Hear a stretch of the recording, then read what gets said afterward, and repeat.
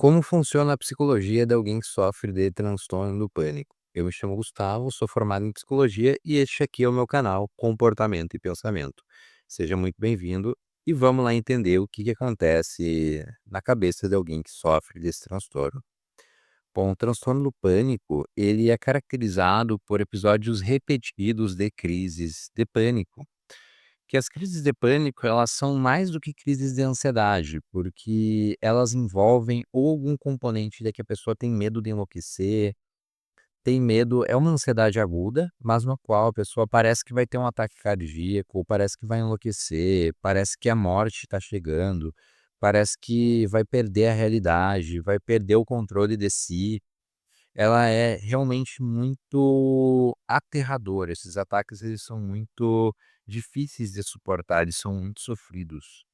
E não só os ataques de pânico, então ter um ataque de pânico a cada 6 meses não caracteriza um transtorno do pânico, mesmo que seja bastante desconfortável. O transtorno do pânico, ele é caracterizado quando esses ataques, eles se tornam recorrentes e se tornam de uma forma que cause algum prejuízo funcional, profissional, pessoal para a pessoa. Muitas pessoas com transtorno do pânico, por exemplo, elas acabam deixando de ir às situações sociais. Então, é algo que é sabido que essa comorbidade entre transtorno do pânico, muito comum essa comorbidade, e a agorafobia, que é a dificuldade de estar em locais públicos, em locais fechados com outras pessoas, em locais como ônibus, como praças públicas, assim por diante. Principalmente pelo medo de ter um ataque de pânico nesse local e acabar de alguma forma passando por uma situação que a pessoa se sinta humilhada, se sinta envergonhada por ter aquilo na frente de outras pessoas, ou que ninguém ajude ela, e assim por diante. Uma coisa que ajuda a catastrofizar o ataque do pânico, ou seja, a pessoa vê aquilo de uma forma muito nociva, muito, prejudicial, inclusive, para a própria maneira como ela vivencia o ataque do pânico, é ela, acreditar piamente que aquela reação que ela está tendo é algo físico, é algo numa ordem, assim, que realmente ela vai ter um ataque cardíaco, realmente ela vai enlouquecer, ela vai então aquilo que a gente estava conversando, né, mas agora no início, ela acreditar que realmente aquilo vai se concretizar. Isso é uma das coisas que inclusive fazem com que o ataque se intensifique, tanto em frequência quanto em intensidade, porque a pessoa ela vai ficando mais ansiosa. E o transtorno do pânico, ele é, em grande parte dos casos, a evolução de algum transtorno de ansiedade não tratado.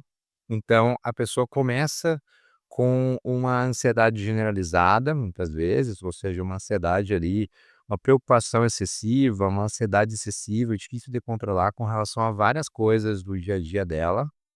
E a partir disso, ela acaba por não tratar, não necessariamente porque ela negligenciou a si mesma, mas às vezes por não saber que aquilo é um transtorno, às vezes por não saber qual é o tratamento, por não saber, enfim, ou por acabar postergando o tratamento. Quem nunca teve alguma doença, alguma coisa que foi deixando até se tornar insuportável para ir no médico? Então, muitas vezes é parecido com os transtornos mentais também, né? E a pessoa, ela tem esse transtorno e esse transtorno de ansiedade acaba não tratando, isso vai progredindo e vai dando crises cada vez mais severas para ela na ansiedade até que se tornam em crises de pânico. E as crises de pânico, elas têm uma duração em média de 30 a 40 minutos sem que a gente faça nada para tratar elas. Então, mesmo que a gente não recorra a nenhum recurso, ela naturalmente dentro de mais ou menos meia hora vai passar. E ela não vai proporcionar um ataque cardíaco, algum tipo de perda da noção da realidade, nem nada do tipo. Então, basicamente, esse é o funcionamento das crises de pânico, do transtorno do pânico, e as comorbidades que muitas vezes têm envoltas com ele, e como é que a gente trata isso, né. O tratamento, ele envolve um quê de exposição, mas exposição ao quê aqui nesse sentido, né?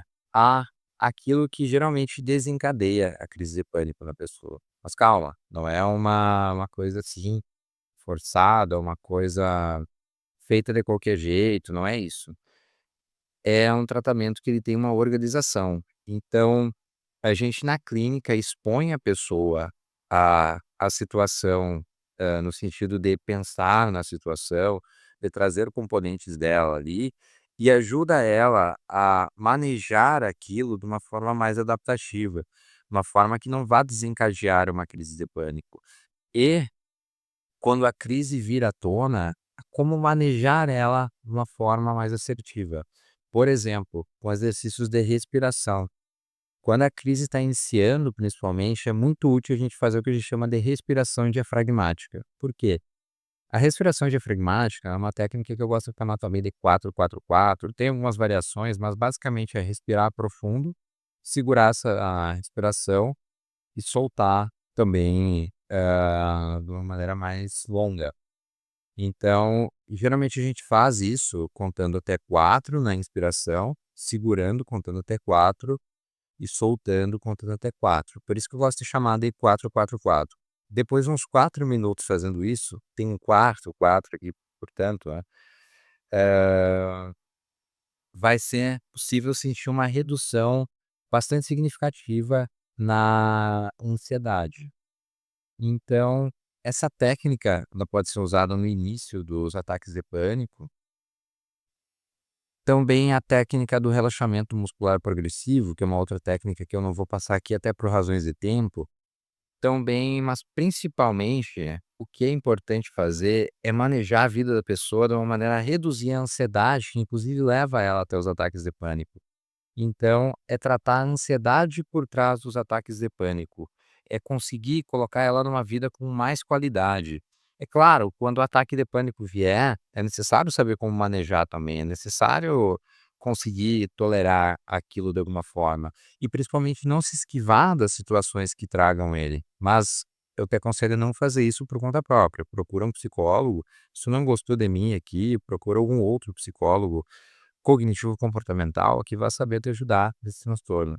Porque muitas vezes, se a gente faz de mau jeito essa exposição, ela acaba inclusive agravando o problema. Porque se uma situação social ela traz uma crise de pânico, eu vou lá e me exponho a ela, tenho essa crise e não consigo manejar ali, aí se torna muito complicado, porque vai inclusive me afastar da motivação para buscar tratamento, me afastar da motivação, da esperança de que eu possa melhorar e assim por diante. Então, geralmente na clínica essa exposição ela é feita num degradê, ela é feita num passo a passo, de uma forma que se exponha aquilo que é mais fácil se expor e aos pouquinhos ao que é mais difícil.